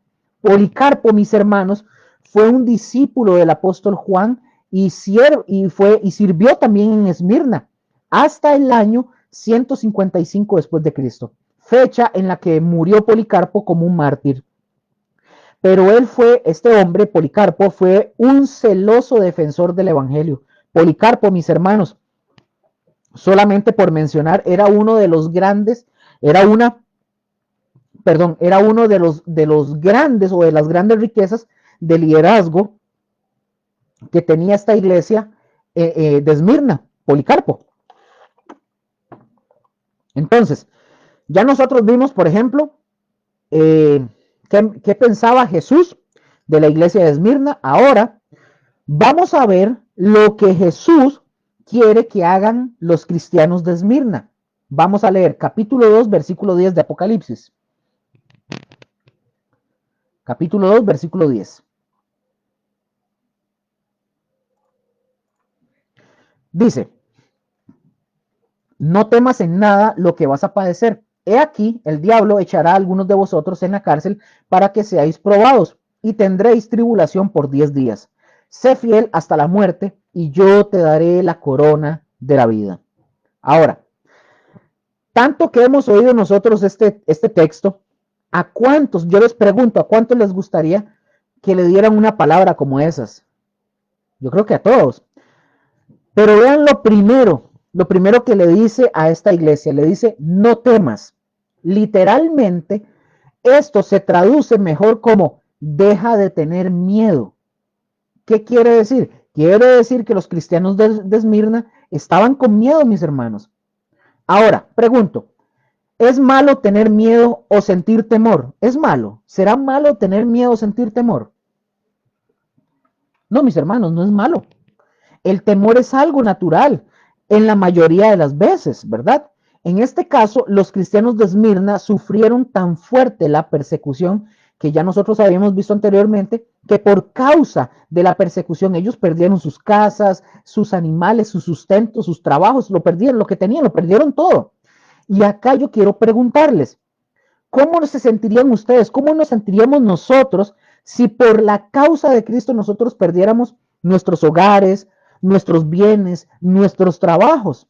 ¿O qué pasaría si estuviéramos viviendo en la calle? Perdemos todo y nos toca vivir en la calle, en casas de cartón, como viven algunos indigentes, pero siendo cristianos de verdad. ¿Cómo nos sentiríamos? Estos cristianos, mis hermanos, habían sufrido la persecución y creo que esta persecución había causado tanto temor, tanto miedo al corazón de estos hermanos, tanto que estaban así como retraídos, supongo. Algunas veces incluso nosotros pensamos que los cristianos que soportan persecuciones nosotros creemos que son como superhombres o que son superhéroes. Y no, mis hermanos, si es verdad que soportan, pero sin embargo no dejan de tener miedo y no dejan de sufrir. A veces nosotros no apreciamos la profundidad del temor con la cual muchos cristianos luchan a diario. Hay cosas por las que ellos habían de padecer y Jesús quería que ellos estuvieran listos para estar firmes en contra, estar firmes en contra de todas estas cosas. Es decir, Jesús no nos va a librar de estas cosas, mis hermanos. Nosotros ahorita, por ejemplo, estamos muy cómodos ahorita y le damos gracias a Dios por eso, por esta comodidad de poder estudiar. Ustedes están en su casa, relajados, tal vez tienen una taza de café o de té o de fresco o comiendo mientras me escuchan a mí hablar y de estar así sin ningún tipo de peligro, sin ningún peligro alguno. Pero nosotros no sabemos cómo vamos a estar mañana, dentro de una semana, dentro de un mes, dentro de un año. No lo sabemos. Así que, ojo, aprendamos bien la Biblia, mis hermanos, para poder estar preparados porque en cualquier momento nos puede venir una movida brava. Sigue diciendo la escritura. He aquí, el diablo echará a algunos de vosotros en la cárcel. Y esto, tal cual como Dios se los está diciendo, va a suceder. Sucedió antes y va a suceder. Aquí Jesús estaba describiendo la naturaleza de la persecución que iba a venir en contra de estos cristianos en Esmirna. Aparentemente ellos iban a ser encarcelados y por un tiempo específico. Y aquí nos dice, y tendréis tribulación por 10 días. Por 10 días. Todavía, ahorita yo no voy a definir esto, todavía no, pero así es como dice el texto. Los cristianos en Esmirna, mis hermanos, debían de estar plenamente conscientes de que, ellos están peleando una guerra espiritual en la que se enfrentan con el diablo, así, casi que cara a cara. Por eso se les dice a ellos que estén alertas, que estén preparados, porque el diablo provocará a las autoridades de tal manera, de tal modo que algunas personas de la congregación iban a ser incluso encarceladas con la clara posibilidad de que iban a ser condenados a muerte. Pero el encarcelamiento a veces, mis hermanos, sin juicio previo puede conducir a la muerte, ya eso se sabía. Jesús dice que esta amenaza a sus vidas es para probar su fe en Jesús. El contexto del versículo 10, que dice, sé fiel hasta la muerte, implica que se trataba del encarcelamiento de los cristianos como periodo transitorio de sufrimiento a la espera del martirio. Hasta aquí, vamos claros, porque no sé si están todavía por ahí, que me digan alguien, porfa. De acuerdo con Jesús, mis hermanos, la persecución que iba a venir a los cristianos de Esmirna iba a ser por parte de quién iba a ser directamente, iba a ser directamente del diablo. ¿Qué quiere decir esto? Que Dios le permite al diablo la persecución para los cristianos. Sí, mis hermanos, claro que sí. ¿Para qué? ¿Para qué le permite el Señor la persecución? Que el diablo persiga a los cristianos. Para presumir delante del diablo, como lo hizo cuando estuvo presumiéndole a Job, ¿se acuerdan? Y le dio la oportunidad al diablo de que probara a Job. De la misma forma, mis hermanos, también ustedes y yo tenemos que ser probados. Era la persecución por parte del diablo y al mismo tiempo estaba medido y limitado por Dios. Es decir, Dios le da permiso al diablo, sí, pero hay un límite y ahí está el control de Dios, que no le deja ir más allá de lo que le toca o lo que le corresponde. Seguramente, mis hermanos, el diablo quería tal vez encarcelarlos por un tiempo mucho más largo y mayor quizás para acabar con todos, pero Dios limitó la tribulación solo a 10 días, un tiempo corto. El ser echado a la cárcel, mis hermanos, ya desde ahí era una persecución severa. En aquellos días la cárcel nunca era utilizada para rehabilitar a nadie, como supuestamente se les llama, ¿verdad? Para centros de rehabilitación, que lo dudo mucho, pero raramente era utilizada para castigar a alguien y normalmente era echado a alguien a la cárcel mientras esperaba el juicio y luego la ejecución. Así era entrar en la cárcel en aquella época. Ahora, para que un hombre se convirtiera en cristiano, ojo, para que un hombre se hiciera cristiano en cualquier lugar, era convertirse básicamente en un maleante, en un malhechor, que debía de estar escapando, huyendo, jalando por todo lado. Y en Esmirna, sobre todo los lugares para que un hombre entrara en una iglesia cristiana era literalmente tomar su vida en las manos de esas personas. En Esmirna, mis hermanos, la iglesia era un lugar solamente para héroes, básicamente. Y la frase tribulación no significa las pruebas comunes a la cual toda la gente cristiana enfrenta. No es que yo me quedé sin trabajo y ay, estoy en una tribulación. No, no, en Esmirna no era eso. Esta tribulación, mis hermanos, era algo grave y serio. Se menciona que esto era un problema por el cual los cristianos tuvieron que pasar por el hecho de ser cristianos. Y sigue diciendo el texto, y tendréis tribulación por 10 días. Ojo, es la segunda vez que aparece el término tribulación. Ya lo vimos en el versículo 9. Pero aquí se concreta su duración. Aquí ya se dice cuánto tiempo. Un periodo de cuánto? De 10 días. En Apocalipsis, mis hermanos, el número 10 transmite el significado de totalidad en el sistema decimal. Es un número simbólico para expresar la totalidad del periodo de sufrimiento, que no es ni corto, pero tampoco largo, sino que es completo, porque con toda seguridad iba a terminar. Ahora, ¿por cuánto tiempo tenían que o tendrían la tribulación? Por 10 días. Voy, ojo con esto. Ahora, voy a darles los comentarios de diferentes personas con respecto a este punto. Y recuerden que esos son comentarios acerca de lo que significan los 10 días. Pero al final de cuentas, nosotros tenemos que ir al principio, que es lo más importante, el principio. Y el principio aquí es que Jesús nos enseña, es como cuando nosotros vimos las diferentes posturas teológicas, ¿se acuerdan? Al principio. Pero el principio, ¿cuál es el principio aquí? La enseñanza, el principio, es el estar preparados. Voy a darles estos comentarios, pero el principio es estar preparados. Por ejemplo, algunos comentaristas dicen que estos 10 días en realidad eran 10 años de persecución, porque dicen ellos que los días en este libro de Apocalipsis, según ellos, ¿verdad? Ellos comentan que eran días proféticos y que generalmente se consideraban como 10 años de tribulación y lo relacionaban mucho con la duración de la persecución de Diocleciano, que más o menos fue lo que duró esta persecución de Diocleciano, durante la cual todas las iglesias de Asia fueron gravemente afligidas durante 10 años. Eso es lo que dicen algunos comentaristas. Otros creen que Juan en verdad quería decir que la persecución era sobre el reinado de 10 emperadores. Así lo ven los comentaristas. Por ejemplo, el primer emperador, para dar esta idea de lo que dicen los otros, Nerón, del año 64. El segundo, Domiciano, en el 81. El tercero, Trajano, en el 98. El cuarto, Adriano, en el 117.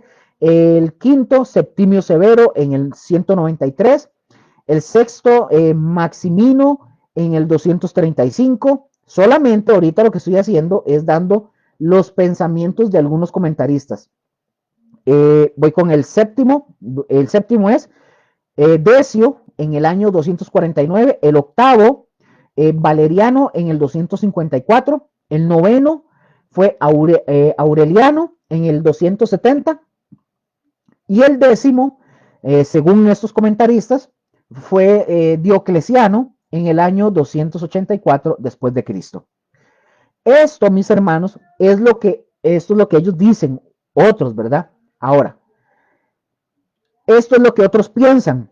Ellos dicen, el otro pensamiento es que esos 10 días se refiere a esta persecución de estos 10 emperadores. Es decir, todo un periodo, es decir, estaríamos hablando desde el año 64 después de Cristo hasta el año 284, estaríamos hablando de unos 220 años de persecución.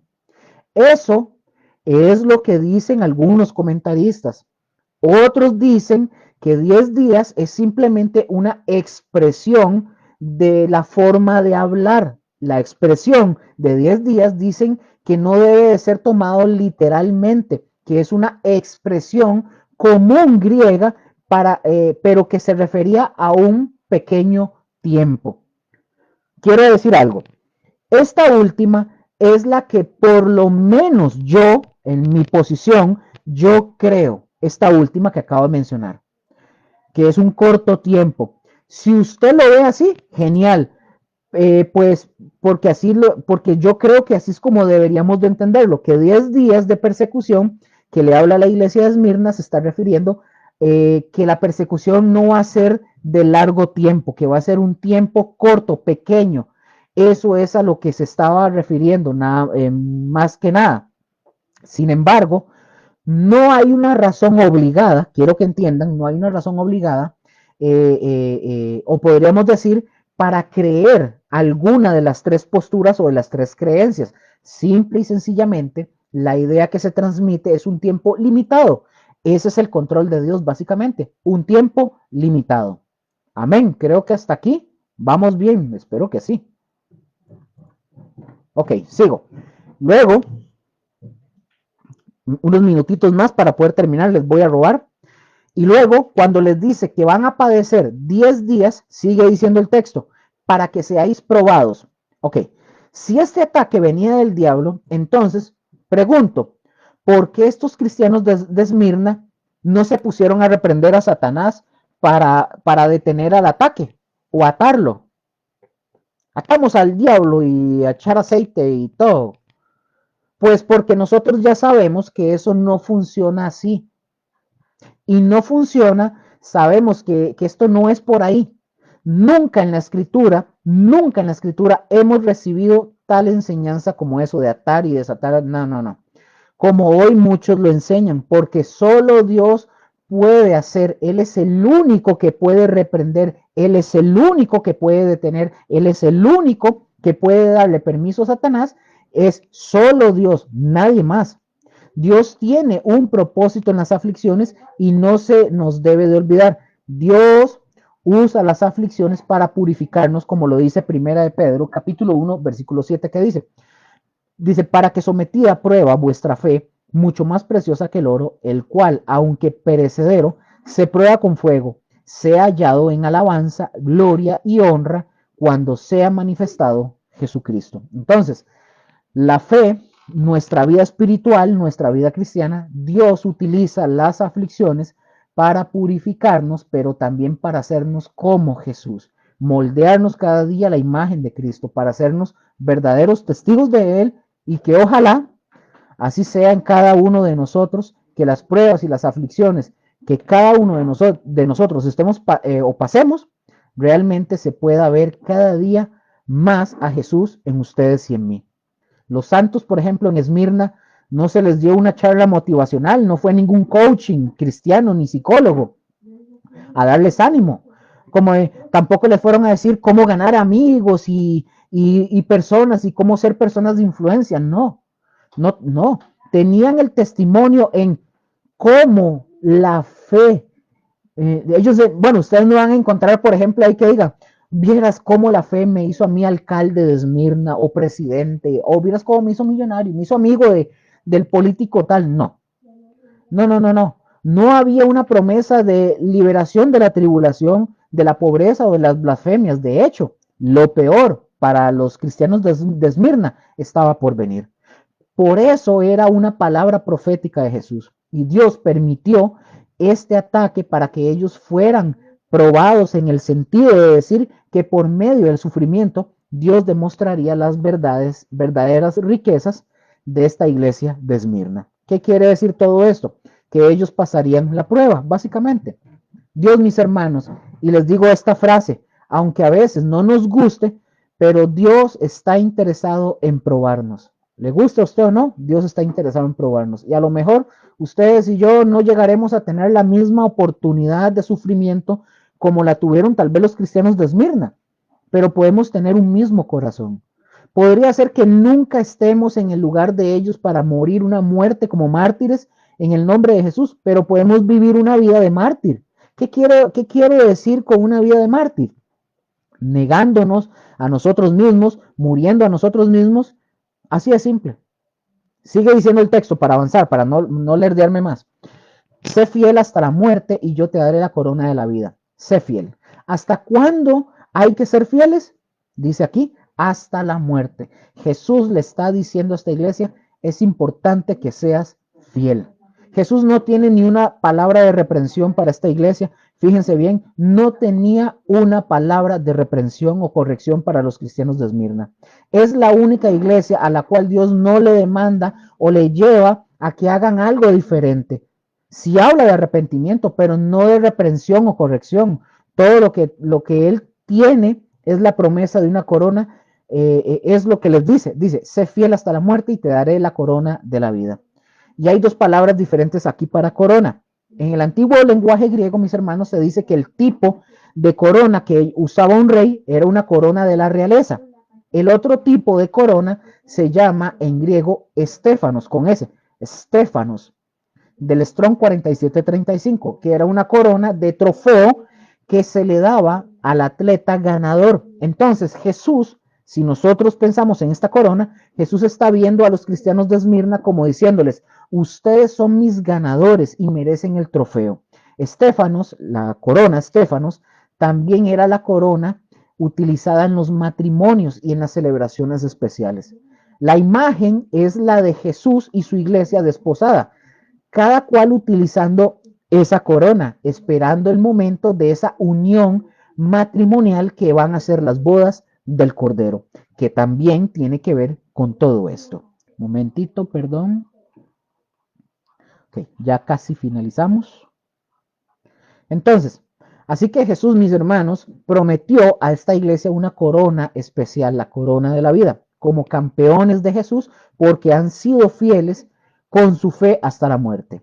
Entonces, Apocalipsis, avancemos, Apocalipsis 2:11. Vamos a ver la exhortación general que les da a todas las iglesias.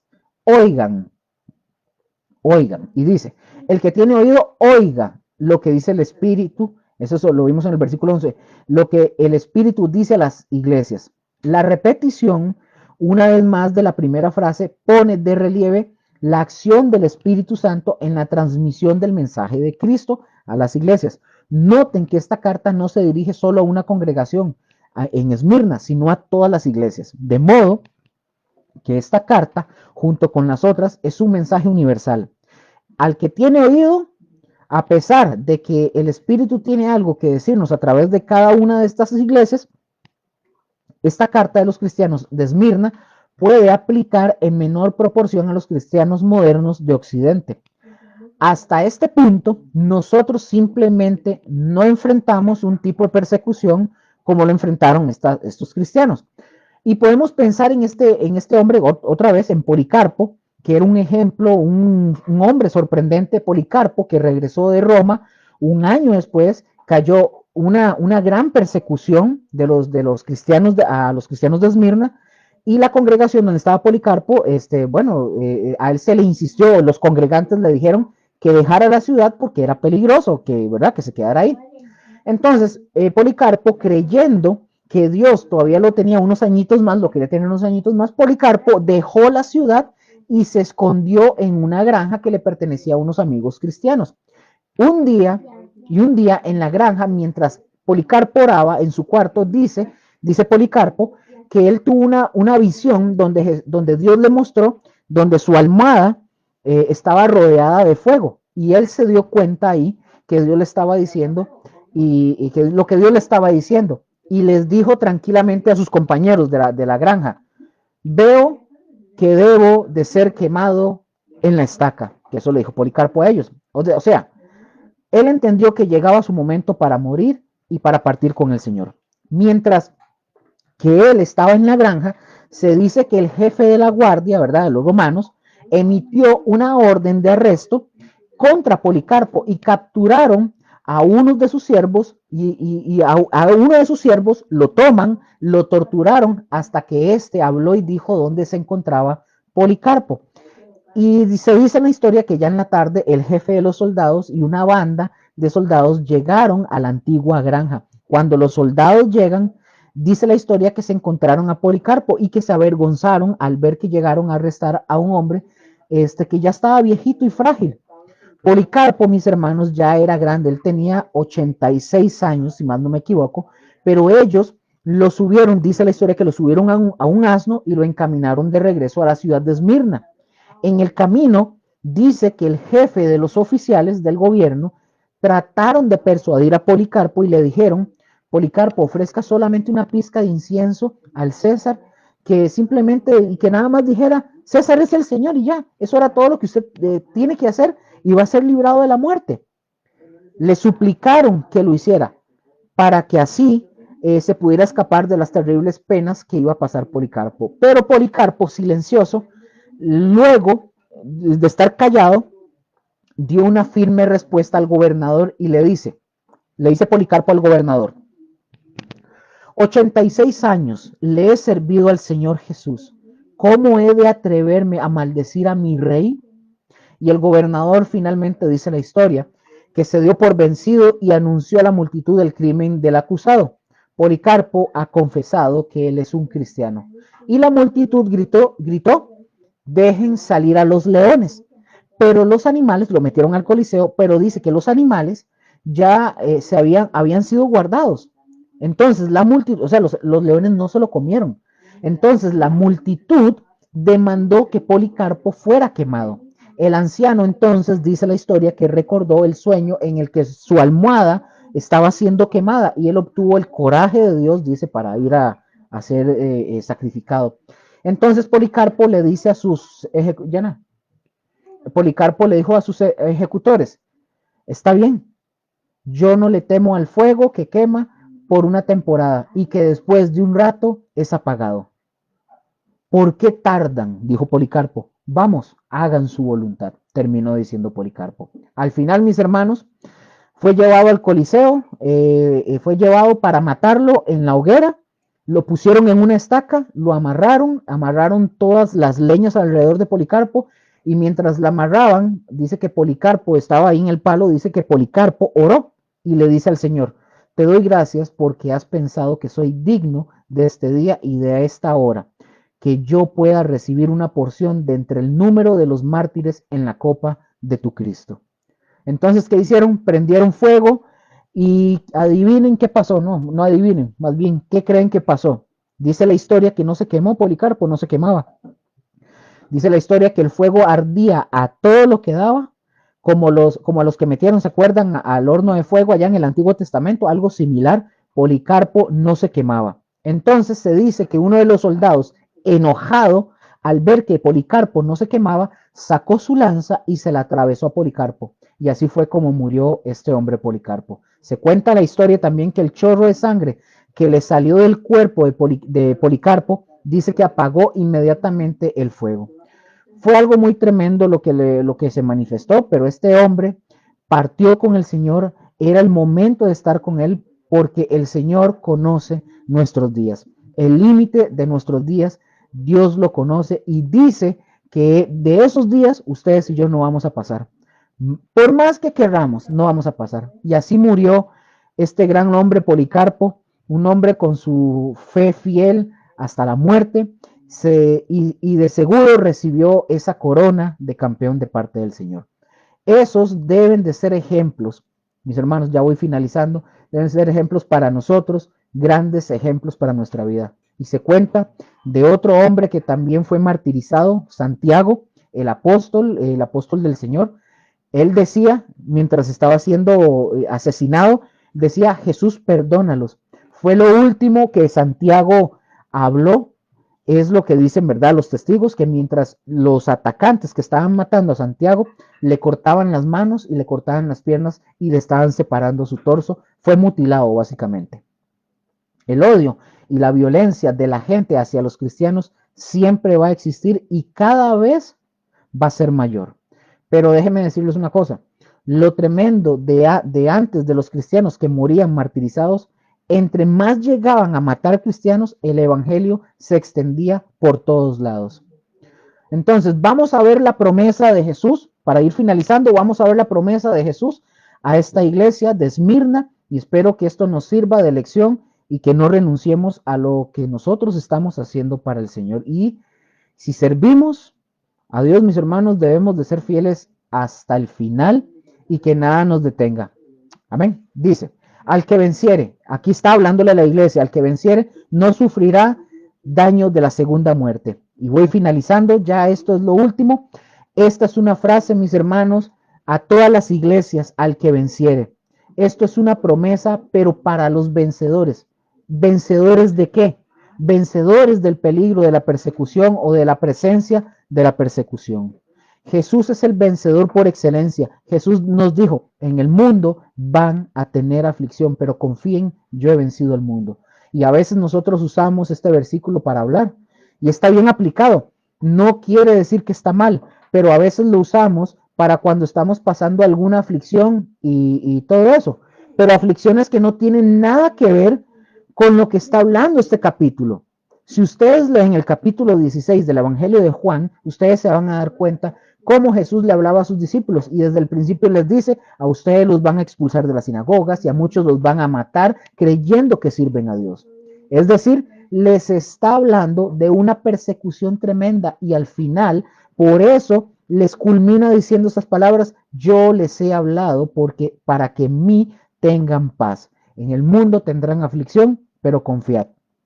Y esta aflicción se refería precisamente por la persecución, pero confíen, yo he vencido al mundo. Así que mis hermanos, finalizo, les termina diciendo en Apocalipsis a esta iglesia de Esmirna, no sufrirán daño de la segunda muerte. Y termino acá. Aquellos que vencen en Jesús nunca sufrirán daño de la segunda muerte. ¿Y cuál es la segunda muerte? El lago de fuego por toda la eternidad. Y aunque Satanás, mis hermanos, y aunque Satanás ha amenazado, atacando nuestras vidas, Jesús nos promete a nosotros, si somos vencedores, que la muerte será conquistada como Él la conquistó. Amén.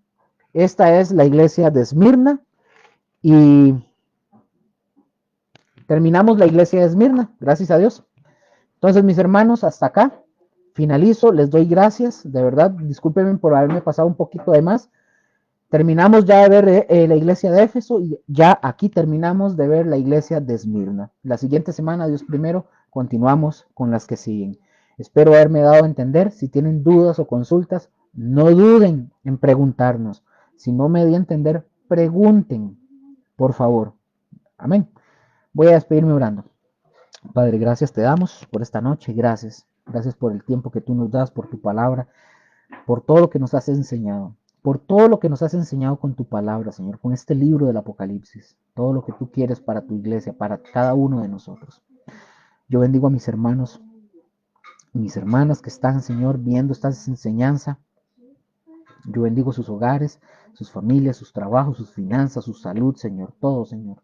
En el nombre de Jesús, guárdalos, protégelos, Señor, llévalos de gloria en gloria, que ellos puedan, Señor, enamorarse más de ti, Señor, que no dejen su primer amor, que sigan haciendo esas primeras obras, como le dijiste a la iglesia de Éfeso, que hagan esas primeras obras, Señor, con ese amor, con ese fervor, y ojalá poder ser irreprensibles así, sin ningún reproche como la iglesia de Esmirna.